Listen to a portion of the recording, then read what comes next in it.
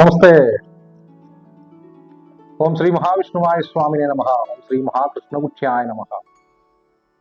ഞാൻ ധനിരാജ് കരിങ്കുട്ടിക്ക വിഷ്ണുമായ മഠം തൃപ്രയാർ.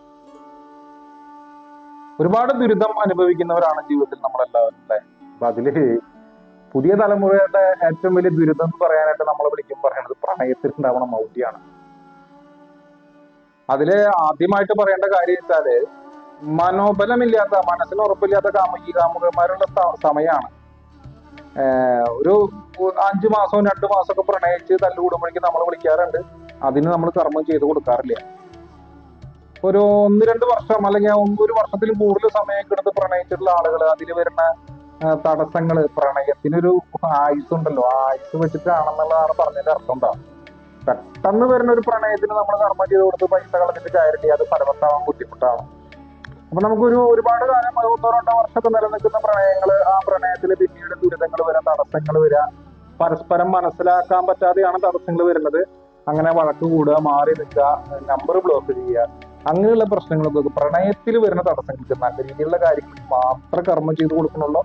ഇനിയിപ്പോ അനാവശ്യമായിട്ട് അവിഹിത കാര്യങ്ങൾക്കൊന്നും നമ്മൾ കർമ്മം ചെയ്ത് കൊടുക്കാറില്ല. വിശദമായി കേട്ടിട്ട് ആ സഹോദരനോട് നമ്മൾ ചെയ്യില്ല എന്ന് പറയാറുണ്ട്. നമുക്ക് വിവാഹം കഴിക്കാൻ ആഗ്രഹിക്കുന്ന കുട്ടികൾ, അങ്ങോട്ടും ഇങ്ങോട്ടും ആഗ്രഹിച്ചിട്ട് വിവാഹം കഴിക്കാൻ ആഗ്രഹിക്കുന്ന കുട്ടികൾക്ക് വരുന്ന മാനസിക ബുദ്ധിമുട്ടുകൾ വരിക, തടസ്സങ്ങൾ ഉണ്ടാവുക, ബ്ലോക്ക് ചെയ്യുക, അങ്ങനെ പിന്നീട് കുറെ നാൾ കോണ്ടാക്ട് ചെയ്യാണ്ടിരിക്കുക, ആ കോണ്ടാക്റ്റുകളൊക്കെ വീണ്ടും കൊണ്ടുവരാനും അവർ തമ്മിൽ പ്രണയം പഴയതുപോലെ തന്നെ ആക്കിയെടുക്കാനും ബലവത്താക്കിയെടുക്കാനും ഒക്കെ ആയിട്ട് നമ്മൾ വശീകർമ്മം കൂടെ ചെയ്തു കൊടുക്കുന്നുണ്ട്. അതും വിശദമായിട്ട് പ്രശ്നത്തെ കേട്ട് മനസ്സിലാക്കിയതിന് ശേഷമാണ് ചെയ്തു കൊടുക്കുന്നത്. നിങ്ങളുടെ പേര്, വയസ്സ്, നക്ഷത്രം, എല്ലാവർക്കും ഇപ്പൊ നക്ഷത്രം അറിയുന്നവരുണ്ടാവില്ല.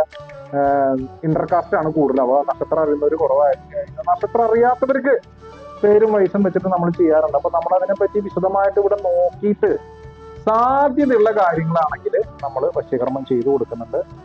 വശീകർമ്മത്തിന്റെ ഡീറ്റെയിൽസ് ഒക്കെ നമ്മൾ വിശദമായിട്ട് വിളിക്കുന്നവരോട് പറഞ്ഞു കൊടുത്തിട്ട് അവർക്കും കൂടി സമ്മതമാണെങ്കിൽ മാത്രമാണ് വശീകർമ്മം ചെയ്യണത്.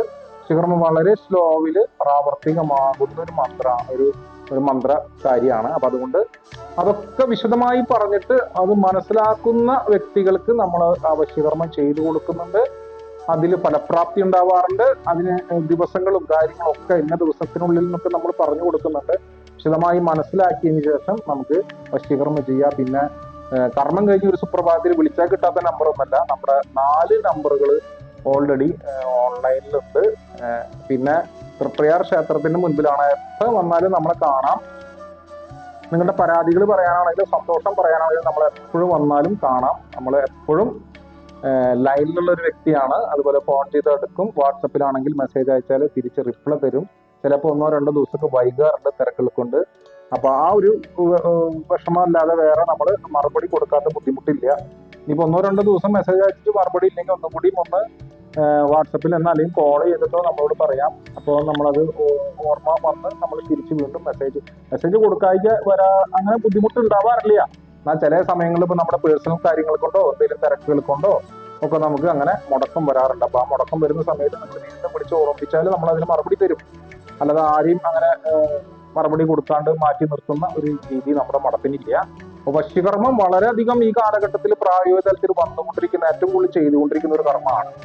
അപ്പൊ ഏറ്റവും കൂടുതൽ പ്രണയം ഉണ്ടാവുന്ന ഒരു കാലഘട്ടമാണ്. അപ്പൊ ഇന്നിപ്പോ അറേഞ്ച്ഡ് മാരേജ് ഒക്കെ വളരെ കുറഞ്ഞുകൊണ്ടിരിക്കുകയാണ്. പ്രണയത്തിനാണ് കൂടുതൽ സാധ്യത. ന്യൂ ജനറേഷൻ ഒരുപാട് മാറിയിരിക്കുന്നു. പണ്ടത്തെ ഒരു അവസ്ഥയിൽ നിന്നൊക്കെ മാറിയവർ ജാതകപ്പൊരുത്തം നോക്കലൊക്കെ വളരെയധികം കുറഞ്ഞിരിക്കുന്നു. നല്ലതിനാണോ പൊട്ടയ്ക്കാണോ എന്ന് നമുക്ക് പറയാൻ കഴിയില്ല. എങ്കിലും നാട് ഓടുമ്പോ കൂടെ ഓടണം എന്നാണ് പറയാ.